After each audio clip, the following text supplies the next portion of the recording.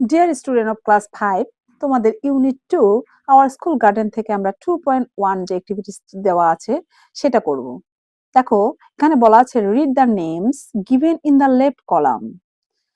বামের কলামে যে নামগুলো রয়েছে সেগুলো পড়ো অ্যান্ড রাইট দেয়ার ক্যাটাগরি, এবং লিখো তাদের ক্যাটাগরি অর্থাৎ শ্রেণী স্ল্যাশ অথবা টাইপ মানে ধরন ইন দ্য রাইট কলাম। প্রথমে বামের কলামের নামগুলো তোমাদেরকে পড়তে বলেছে এবং তাদের ধরন বা শ্রেণী কি সেটা ডানের যে কলাম রয়েছে রাইট কলামে সেটাকে লিখতে বলেছে। One is done for you as an example, একটি তোমাদের জন্য উদাহরণ হিসেবে করে দেখানো আছে।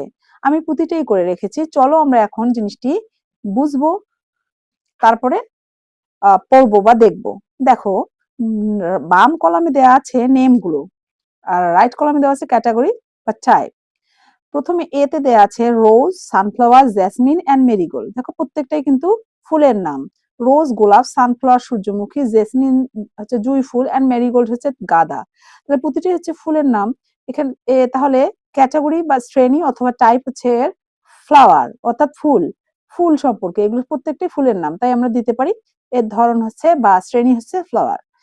বি নাম্বার আছে স্পেড, র্যাক এন্ড সিকল। স্পেড মানে কোদাল, র্যাক মানে তাক, এন্ড সিকল এবং কাস্তে মানে হচ্ছে সিকল মানে কাস্তে। তাহলে দেখো এইগুলো এগুলো যন্ত্রপাতির নাম, তাহলে এগুলো আমরা কি করব, এটা হচ্ছে ক্যাটাগরি হচ্ছে টুলস, এগুলো হচ্ছে যন্ত্রপাতি। সি নাম্বার আছে রায়ান, জেবা, গৌতম এন্ড মং। তাহলে দেখো রায়ান, জেবা, গৌতম, মং এগুলো হচ্ছে কারো নাম, মানুষের নাম, তাহলে আমরা দিতে পারি পার্সনস নেম। ডি নাম্বার আছে cow, goat, sheep and buffalo. Cow গরু, ছাগল, মহিষ এবং বাফেলো মহিষ। তাহলে এগুলো কি প্রত্যেকটা প্রাণীর নাম, তাই না? তাহলে আমরা দিব এনিমেল।